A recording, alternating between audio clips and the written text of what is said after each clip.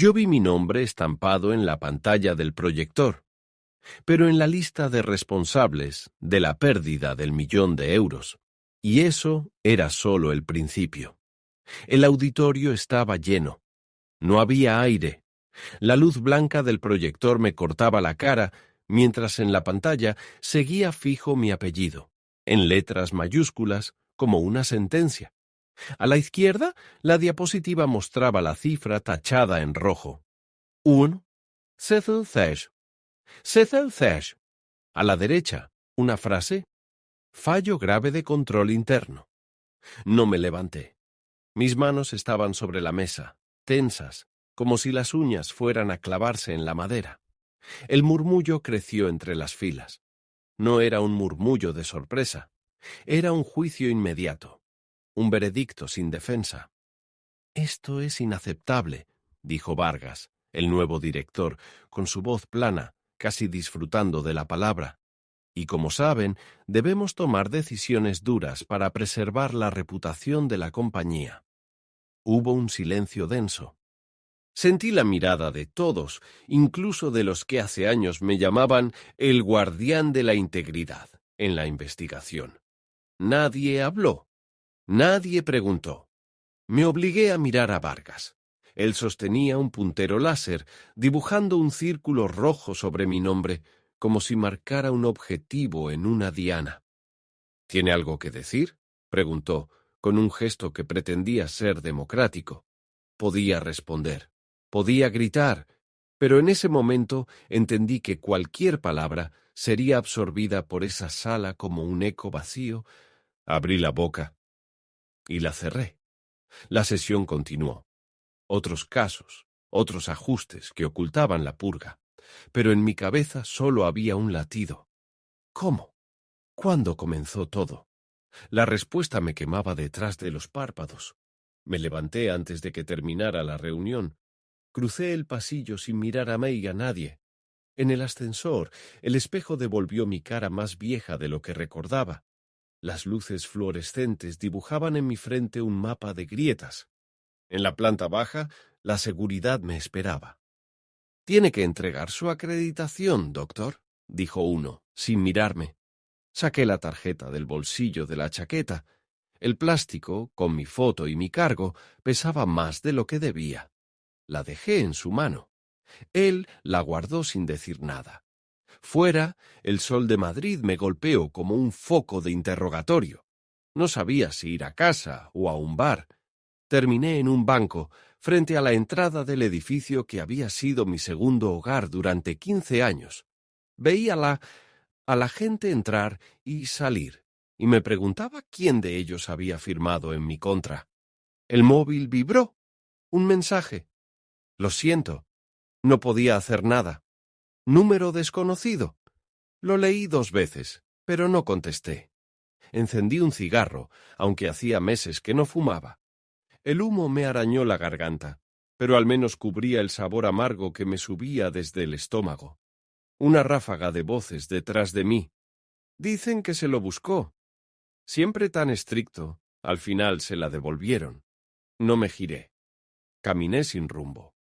Las calles estaban llenas de turistas, helados derritiéndose en las manos, risas, el clic de las cámaras. Todo ese ruido flotaba a mi alrededor como si yo estuviera bajo el agua. En algún momento entré en una cafetería pequeña, con mesas de madera y olor a café recién molido. Me senté junto a la ventana. Pedí un cortado. El camarero me miró raro cuando le di un billete arrugado, como si reconociera mi cara de alguna parte. Tal vez había visto las noticias internas de la empresa. Tal vez no. Saqué del maletín un cuaderno negro, con la goma ya gastada. Mi cuaderno personal. Allí estaba todo. Auditorías internas, correos impresos, fechas, nombres. Lo abrí por una página marcada con un post-it rojo. La foto de un informe falsificado. Encima, mi firma, recortada y pegada. Pasé las páginas.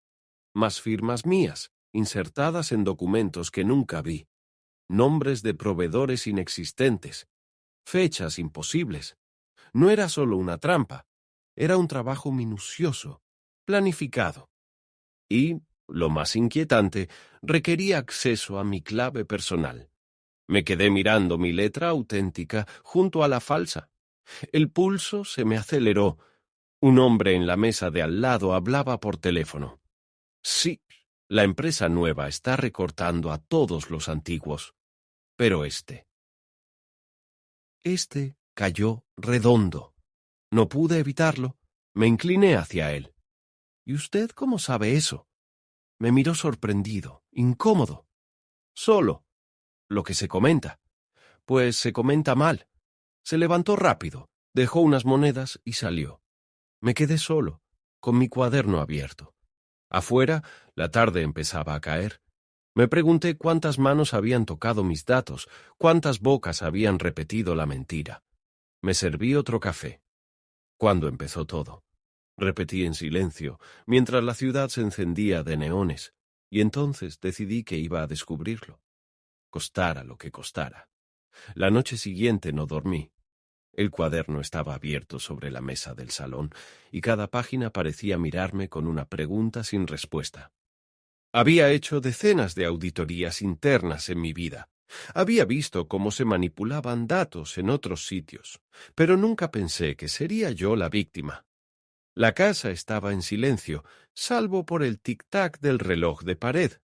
Afuera, las luces de la calle dibujaban líneas amarillas sobre las paredes. Me levanté, preparé un café y me senté frente a la ventana. Desde allí veía el edificio de enfrente, con balcones iluminados, familias cenando, gente que no tenía idea de que, a unas calles de distancia, alguien acababa de ser destruido profesionalmente. El móvil vibró de nuevo.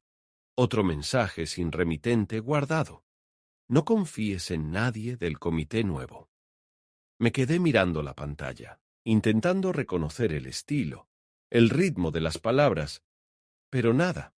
A media mañana decidí acercarme al campus, no para entrar, sino para observar. Me mezclé entre estudiantes y visitantes, con una gorra y gafas de sol. Desde la acera opuesta vi a Vargas salir del edificio con dos personas que no conocía. Trajes caros, maletines discretos. Subieron a un coche negro sin matrícula oficial. No eran de la empresa. A unos metros, en la terraza de un bar, reconocí a Clara, mi antigua asistente. Reía con alguien del nuevo equipo de finanzas. Tenía un portátil abierto y en la pantalla brillaban gráficos que no correspondían a ninguna investigación que yo hubiera aprobado. Me quedé observando. Ella miró a su alrededor, como comprobando que nadie la veía, y deslizó un pendrive al bolsillo de su acompañante. Me pregunté si debía acercarme, saludarla, fingir que todo seguía igual. Pero me quedé quieto. Era demasiado pronto para dejar que supieran que estaba vigilando. El recuerdo me golpeó. Hacía 6 meses, en una reunión privada, Clara había insistido en que yo le diera acceso completo a la carpeta de proyectos. Para agilizar procesos, dijo. Yo me negué. A los pocos días, Vargas apareció con un decreto interno que obligaba a todos a compartir claves con el equipo de transición. Fue entonces cuando empecé a sentir que el suelo se movía bajo mis pies. Caminé hasta el parque que quedaba detrás del edificio. Allí solía ir a pensar después de auditorías difíciles. Ahora estaba lleno de familias, niños corriendo, ciclistas. Me senté en un banco y abrí de nuevo el cuaderno. Tenía que decidir. Ir directamente a la policía o recopilar más pruebas antes de hacer cualquier movimiento. Un anciano que paseaba a su perro se detuvo a mi lado. «Usted es», me señaló con la mano, dudando. Lo vi en las noticias internas. «No crea todo lo que dicen», contesté. El hombre sonrió, pero en sus ojos había lástima. En estos sitios grandes siempre hay alguien que necesita un culpable. Sus palabras me dejaron helado. No era un consejo, era un diagnóstico. Me quedé solo otra vez. Saqué mi vieja libreta de contactos. Entre nombres borrados y números cambiados, encontré uno. Miguel Aresti, exmiembro de la Comisión de Ética. Habíamos coincidido en varias revisiones de proyectos. Le mandé un mensaje corto. Necesito hablar. Urgente. No por teléfono. No respondió al instante, pero sentí que era el briefing, el primer paso real que daba desde mi caída. Mientras volvía a casa, pasé frente a una librería. En el escaparate, un libro nuevo sobre fraude científico. La portada mostraba una pipeta goteando tinta negra en lugar de solución transparente. No pude evitarlo. Entré y lo compré. No para leerlo, sino para recordarme que lo que me habían hecho no era solo una injusticia personal, sino una corrupción que podía arrastrar a otros. Al llegar, encendí el portátil. Entré en mi correo personal y busqué mensajes antiguos de Clara, de Vargas, de cualquier miembro del nuevo comité. Encontré varios adjuntos con modificaciones de documentos que yo nunca autoricé. Los descargué, los guardé en una carpeta cifrada. La ciudad, desde mi ventana, parecía tranquila. Pero yo sabía que bajo esa calma había una maquinaria trabajando contra mí, y si quería entender cuándo todo empezó, tenía que seguir observando, aunque doliera. Mañana vería más a Miguel. Ojalá todavía estuviera de mi lado. Miguel aceptó verme en un café cerca de Atocha, lejos del campus y de cualquier rostro conocido. Era un lugar pequeño, con mesas de mármol y ventiladores de techo que giraban lento, como si el tiempo allí tuviera otro ritmo. Llegó puntual, con una carpeta bajo el brazo y el mismo abrigo que usaba en nuestras revisiones conjuntas. No me dio la mano. Solo se sentó frente a mí y pidió un café solo. «Leí tu mensaje», dijo sin rodeos. «Y ya sé lo que pasó». «¿Ya lo sabes?», pregunté, sorprendido. No con todos los detalles, pero escuché cosas. Vargas se mueve rápido, quiere limpiar a los viejos y poner su gente, y, por lo que me cuentan, necesita un caso ejemplar. Tú eres ese caso. Abrí mi cuaderno y le mostré las copias de los documentos falsificados, las firmas insertadas, las fechas imposibles. Miguel los revisó con calma, girando cada hoja como si estuviera clasificando pruebas en un tribunal. «Esto no es amateur», dijo al final. «Hay un equipo detrás, y no trabajan solos». «¿Qué quieres decir?» «Que esto no es solo la dirección de tu laboratorio. Hay inversores, agencias externas, y puede que incluso alguien del regulador». La idea me golpeó más que cualquier acusación. Si él tenía razón, no bastaba con limpiar mi nombre. Había que exponer todo el sistema. «¿Qué harías tú?», pregunté. «Construiría un dossier completo. No solo tus pruebas. Todo. Contratos, correos, grabaciones, movimientos financieros. Y lo enviaría curiosamente a la Comisión de Ética y a la Fiscalía». Su voz era baja, pero firme. «Y una cosa más. No confíes en nadie que todavía esté en nómina». Me pasó un papel doblado.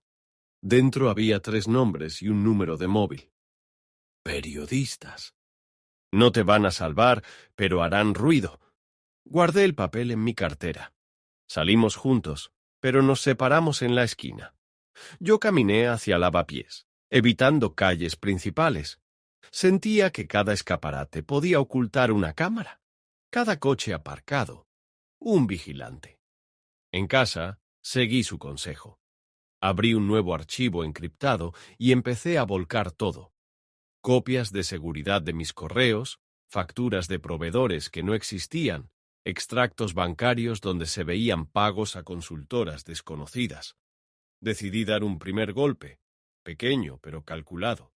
Revisé mi lista de contactos y encontré a Andrea, una becaria que había dejado el laboratorio poco antes del cambio de dirección.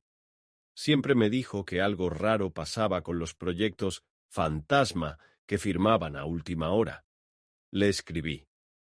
Andrea, todavía tienes las copias de los reportes de septiembre. Necesito verlas. Su respuesta fue casi inmediata. Sí, pero no por correo. Nos vemos mañana en el retiro. Esa noche apenas probé bocado. Tenía una mezcla de ansiedad y una extraña energía. Ya no me sentía solo en la caída. Empezaba a mover hilos. A la mañana siguiente llegué al retiro antes de la hora. Me senté en un banco frente al lago con el cuaderno sobre las rodillas. Andrea apareció con una mochila y gafas oscuras. Sin saludar, sacó un sobre y me lo pasó. «No sabes de dónde lo saqué», dijo. «Y no me busques más después de esto». Dentro había copias impresas de informes con dos versiones distintas, la oficial y la manipulada. En una, los resultados negativos aparecían tal cual. En la otra, desaparecían, sustituidos por cifras mejoradas y mi firma añadida. «Esto es oro», murmuré.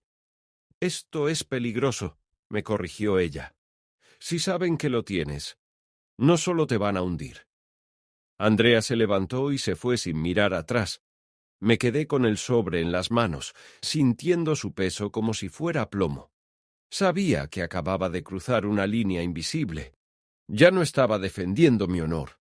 Estaba construyendo un caso contra una red entera. Y no pensaba detenerme. El golpe llegó antes de que pudiera usar el sobre de Andrea. 2 días después, a las 7 de la mañana, llamaron a mi puerta con una insistencia que no dejaba margen para dudar. Abrí, y allí estaban. 2 agentes de seguridad privada con chaquetas negras y el logotipo de la empresa que hasta hacía poco me pagaba el sueldo. «Venimos a recuperar material corporativo», dijo uno, sacando un papel que parecía una orden interna. «No tengo nada suyo». El segundo empujó la puerta sin esperar invitación. Empezaron a registrar el salón, el despacho, la cocina.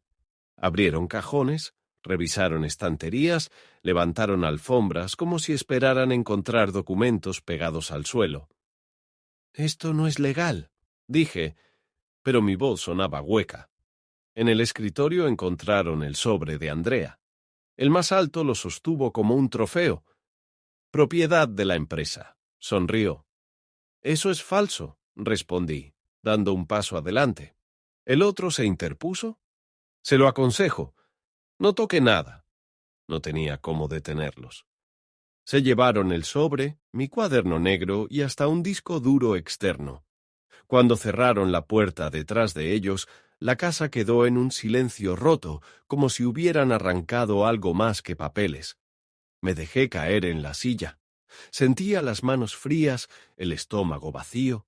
La humillación era tan tangible como el olor a café frío que quedaba en la mesa. Todo mi trabajo de semanas. Arrancado en 20 minutos. Me miré en el espejo del pasillo, ojeras profundas, la camisa para arrugada. Pensé en romperlo.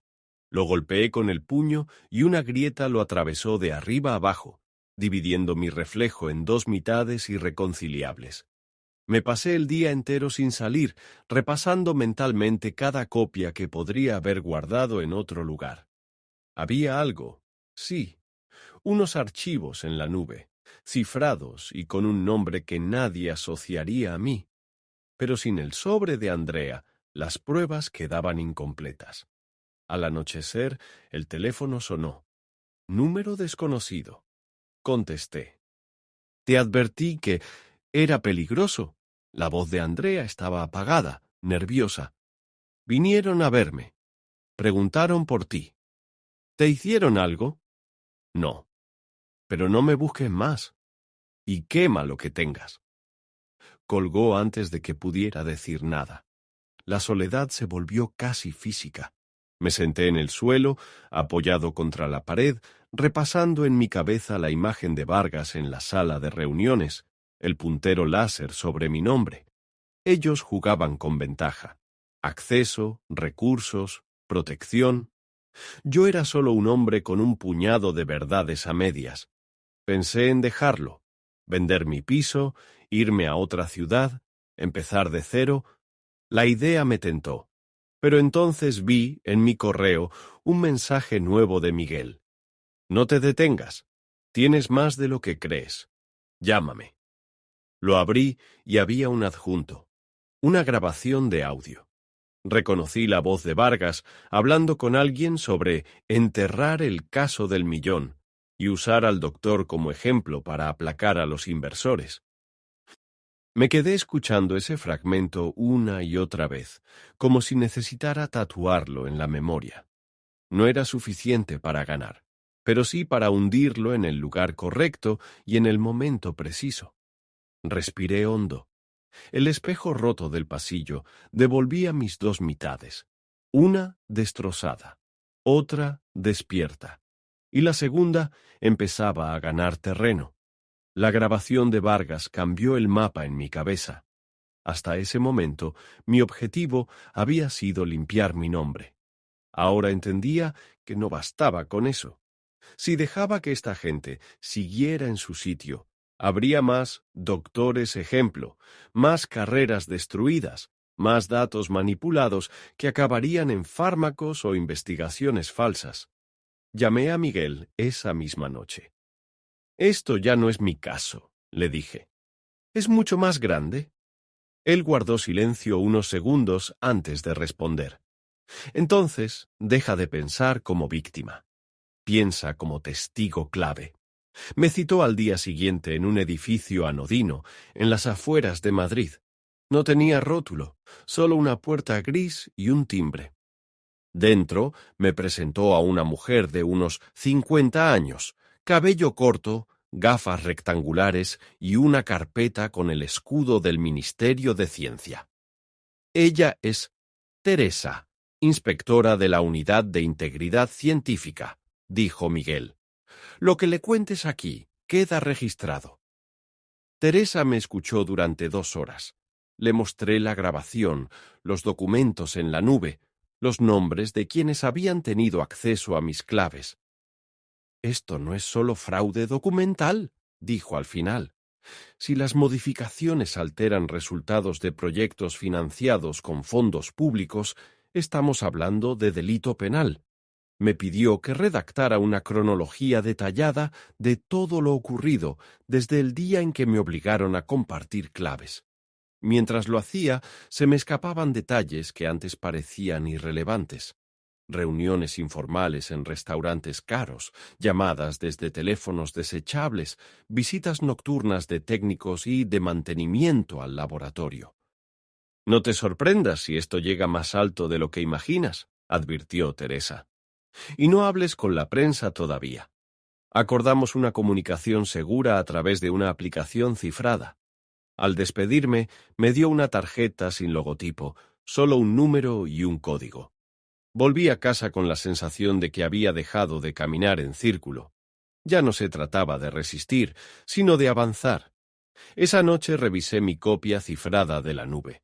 Encontré algo que no había mirado con detenimiento, un archivo con registros de acceso al servidor de la empresa. En ellos, las entradas con mi usuario aparecían en horas en las que yo estaba fuera del país, en congresos documentados con billetes y fotos. Era la prueba técnica que cerraba el círculo. Decidí que no bastaba con entregárselo a Teresa. También necesitaba un as bajo la manga, algo que pudiera usar si la maquinaria se volvía contra mí. Hice una copia y la guardé en una memoria USB que escondí dentro de una maceta en la terraza. A la mañana siguiente, recibí un mensaje de un número desconocido. Si quieres saber quién firmó tu sentencia, ven a la Plaza Mayor a las 17:00. Solo. Podía ser una trampa, pero la curiosidad y la rabia me empujaron a ir. Me senté en una terraza abarrotada de turistas. A los pocos minutos, un hombre alto, delgado, con gorra y gafas oscuras, se sentó a mi lado sin mirarme. No tengo mucho tiempo, susurró. Trabajo en contabilidad. Vi la orden de retirada de tu material. La firmó alguien que conoces. ¿Quién? Clara. El nombre cayó como un golpe seco. No entiendo. Se vendió. Le ofrecieron un puesto en la filial internacional. Ya está fuera del país, pero dejó huellas. Me pasó un sobre pequeño.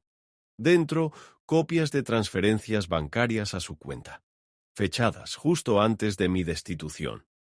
Si usas esto, no digas que me viste. Se levantó y desapareció entre la multitud. Me quedé con el sobre en la mano, sintiendo que cada pieza del rompecabezas empezaba a encajar. Esto ya no era solo mi cruzada, era una red, y estaba a punto de tirar de un hilo que podía deshacerla entera. La cita con Teresa se adelantó. Le envié un mensaje cifrado y en menos de una hora estaba entrando por la misma puerta gris. Llevaba el sobre que me había pasado el contable y la memoria USB con los registros de acceso. Ella no sonrió. Se limitó a abrir la carpeta y empezar a ordenar las pruebas. Esto es suficiente para iniciar un procedimiento formal, dijo. Pero si quieres que caigan todos, necesitamos exponerlo de forma pública y simultánea. ¿Pública? Pensé que me pidió que no hablara con la prensa. No vas a hablar, vamos a filtrar. Miguel, que estaba en un rincón escuchando, intervino. Conozco a alguien en El Confidencial. Lo harán bien. El plan empezó a tomar forma. Teresa movería la denuncia oficial dentro del ministerio, mientras Miguel coordinaba la filtración. Yo, mientras tanto, debía obtener una última pieza, la confirmación de que los proyectos manipulados tenían impacto en productos ya aprobados para uso médico. Para eso, contacté a un viejo colega del área de toxicología, Álvaro. Nos vimos en una cervecería cerca de su laboratorio. Me escuchó en silencio, con el vaso entre las manos. Tengo acceso a los reportes de control de calidad, dijo. Si lo que dices es cierto, es grave. Pero si me pillan filtrando, no lo harás por mí, le corté. Lo harás por la gente que confía en esos resultados. Me miró largo rato y asintió. 2 noches después me pasó un enlace seguro. Dentro había documentos con las firmas falsificadas, incluyendo las mías, en reportes que omitían reacciones adversas detectadas en ensayos. Es decir, el fraude no solo era financiero, también sanitario. Guardé todo en una carpeta cifrada y envié una copia a Teresa. En cuestión de horas, ella me confirmó que la denuncia estaba registrada y que el caso se había elevado a la fiscalía. Mientras tanto, Miguel me mantuvo informado de la filtración. Artículos preparados, titulares medidos, todo listo para soltar la bomba el mismo día que la denuncia se hiciera pública. La tensión me atravesaba el cuerpo, pero algo en mí había cambiado. Ya no hablaba como el hombre que había sido expulsado de su laboratorio, hablaba como alguien que conocía las reglas del tablero y empezaba a mover piezas. La última reunión antes del golpe fue en un piso discreto en Chamberí. Éramos 4, Teresa, Miguel, el periodista y yo. Repasamos el cronograma. El momento clave, dijo Teresa, será la rueda de prensa del ministerio. Allí confirmarán que se abre investigación penal. Ustedes, miró al periodista, lo publican a la misma hora. Asentimos. Ya no había vuelta atrás. Al salir, Madrid seguía vibrando con su ruido de siempre. Terrazas llenas, autobuses, motos. Pero para mí, la ciudad se sentía distinta, como si cada esquina guardara un eco del día que estaba por venir. En mi bolsillo, la tarjeta sin logotipo de Teresa parecía más pesada que nunca. La mañana del golpe, la ciudad parecía contener la respiración. A las 11 en punto, el ministerio convocó a la prensa. Yo estaba en la última fila, invisible, con una gorra y gafas oscuras. Teresa subió al estrado. Su voz era firme, sin adornos. El Ministerio de Ciencia y la Fiscalía General del Estado han iniciado una investigación por fraude documental malversación de fondos y manipulación de resultados científicos con impacto sanitario. En las pantallas, detrás de ella, aparecieron fragmentos de documentos, extractos bancarios y, por un segundo, mi firma falsificada. El murmullo creció. Algunos periodistas empezaron a recibir notificaciones en sus móviles. El Confidencial acababa de publicar el reportaje con todos los nombres, incluido el de Vargas y el de Clara. En otra sala, seguramente, Vargas estaba viendo lo mismo. Imaginé su gesto. Mandíbula tensa, manos apretando el respaldo de una silla. El hombre que me había apuntado con un puntero láser ahora tenía todas las luces sobre él. Al salir, no hablé con nadie. Me perdí entre la multitud de la plaza, mientras en las televisiones de los bares repetían el anuncio. Algunos clientes se giraban hacia las pantallas, otros seguían comiendo como si nada. Caminé hasta la estación de tren y me senté en un banco. No esperaba una llamada, pero sonó el móvil. Número oculto. «Te metiste con gente poderosa», dijo una voz que no reconocí. «No te creas que esto termina aquí». Colgué sin responder. No buscaba victoria ni revancha. Solo había hecho lo que debía. Me levanté y caminé hacia la salida. Detrás de mí, la ciudad seguía ardiendo en titulares. Volví a casa al atardecer. El cielo de Madrid estaba cubierto por una luz naranja que teñía las fachadas como si ardieran en silencio. Cerré la puerta, dejé las llaves sobre la mesa y caminé hasta la terraza. La maceta seguía en su sitio.